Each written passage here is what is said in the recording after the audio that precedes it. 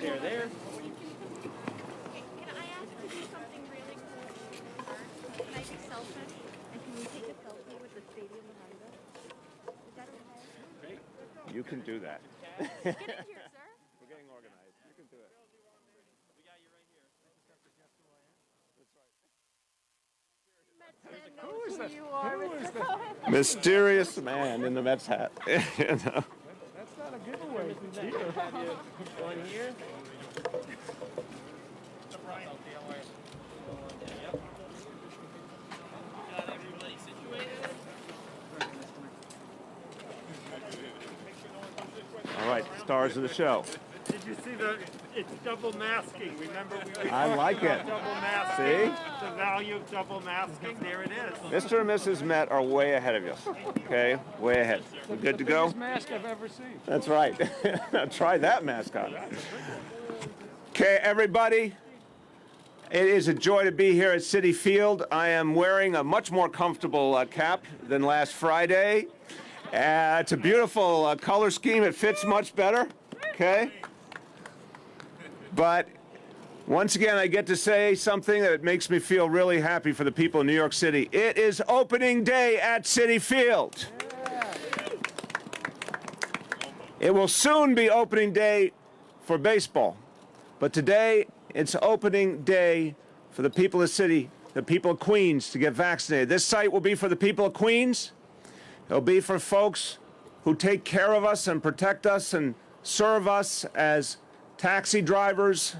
It'll be the place for folks who work in food service, working people, essential workers who have given their all to us during this crisis, and we need to be there for them. We need to support them and make sure they get vaccinated. But this site is the beginning of something very big. The Mets are doing something crucial today for the people of Queens, because I can tell you something simple. The people of Queens love the Mets. They love Citi Field. This is a place they want to be. When vaccinations are here, people will come here. If you build it, they will come. And we need to show people that vaccination is what will make everyone safe, is what will make our families safe, our communities safe. There's no better place in Queens to do that than here at Citi Field. Now, this is just a beginning. It's just a beginning. Our focus this year is a recovery for all of us. We need to bring back New York City strong in 2021. Vaccination is the key to our recovery. So we start here at Citi Field, but we're going to build up. Starts as a few days a week, then it's going to 7 days a week to 24/7. By next week, we'll be able to do 4,000 doses a week at this site. But if we had enough vaccine supply, we will be doing 5,000 doses a day here at Citi Field. 5,000 doses a day, 35,000 doses a week. We'll be able to protect tens of thousands of people each week here at Citi Field. And I want to tell you, as I was walking around talking to some of the people who've been vaccinated, the relief they felt, the hope they felt, finally getting vaccinated. They were so appreciative to all the good people here doing this important work. And I want to thank our colleagues from Health and Hospitals, Dr. Katz, Dr. Long, all of your team, Annabelle Palma, the Chief Equity Officer. Thank you for what you're doing here at Citi Field. You're making a huge difference for everyone.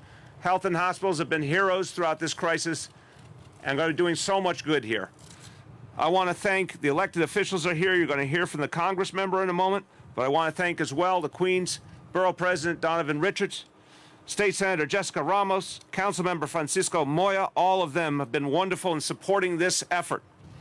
And they're going to help to get more and more people, including from the communities very nearby. Jessica represents some of the hardest hit communities in all of Queens that are very nearby to Citi Field. And we want to see those folks who bore the brunt of the coronavirus come here to get vaccinated. We are also joined by two of the most distinguished dignitaries in all of New York City. It is an honor to be here with Mr. and Mrs. Met. Thank you. Okay. Absolutely. Talk about celebrities.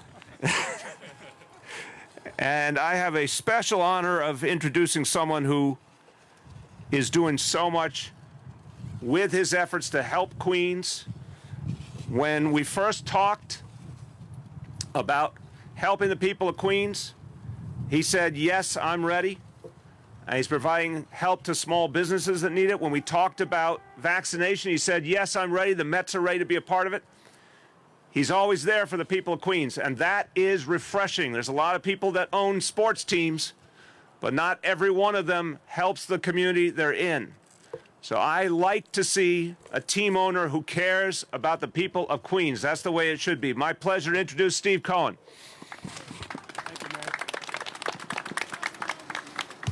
Thank you, Mayor, for leading this, incredible effort. And the Mets organization is so proud to be a part of it. This pandemic's been going on for a long time, and so please come down, sign up, get vaccinated, get your life back. And so, we'll keep it short and just say, listen, let's get vaccinated. And one other thing, let's go Mets.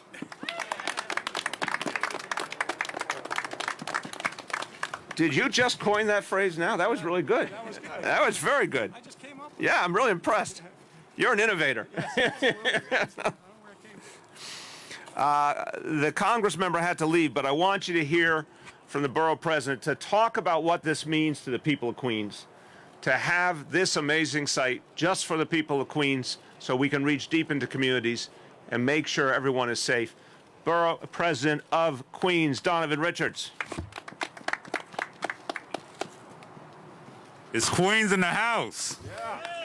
What a big day. What a home run for the people of this borough. And I want to thank Steve Cohen and the New York Mets for stepping up to the plate. This community and communities surrounded here, as the mayor alluded to, was the epicenter of this crisis.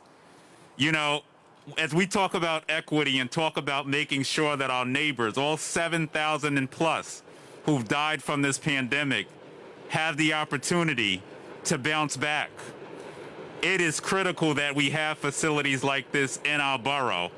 And I want to say to the mayor, thank you for stepping up and hearing the cries of many of the elected officials from across the borough about the need to make sure that there's equity as we talk about the distribution of this vaccine.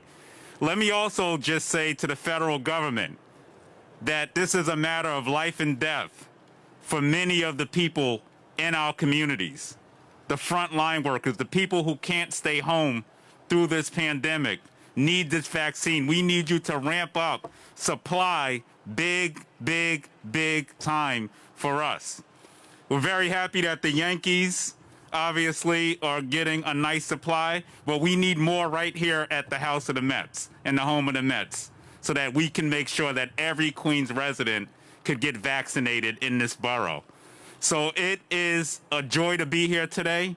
Let me say it's a very emotional day when we think about people, the workers at Elmhurst Hospital, when we think about people like Priscilla Caro and friends like Jules Taylor from Rosedale. There's one thing about this pandemic. It did not discriminate no matter where you were from in this borough. But there are disparities as we talk about who's getting the vaccine. I want to urge my fellow Queens residents, those who have trepidation, who are scared to get the vaccine, communities of color who have a history, and we know there's been a history in this country with experimentation. We remember the Tuskegee experiment. But I want to urge you that you're not being experimented on by getting this vaccine. We need you to take this vaccine so that your communities are safe, so that you are safe, so that your families are safe, so that we can get back to some levels of normalcy in this city and in this borough.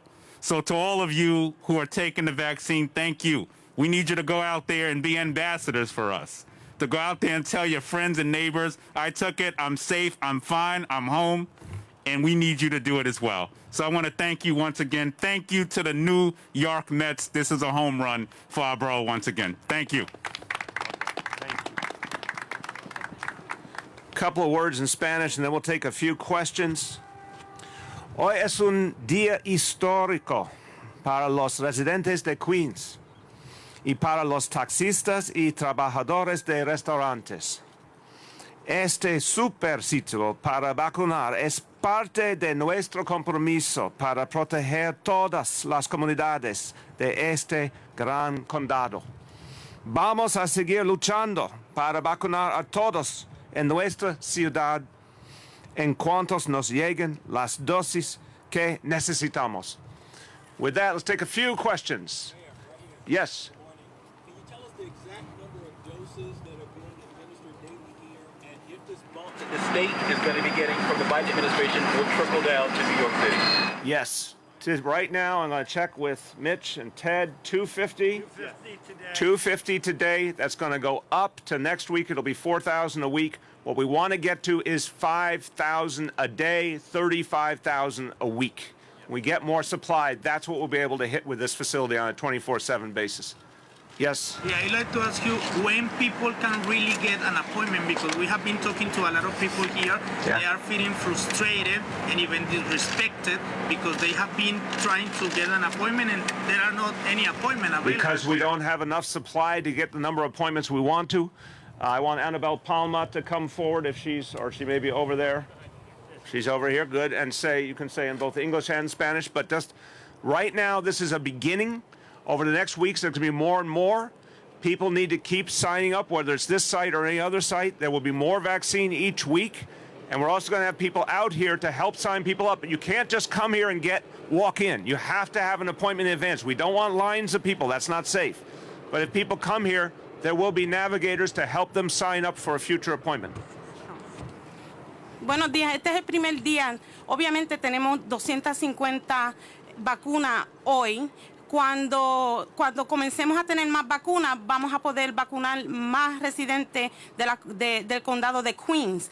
En estos momentos se necesitan una cita para poder vacunarse. No tenemos la cantidad de vacunas para poder vacunar a todo el mundo.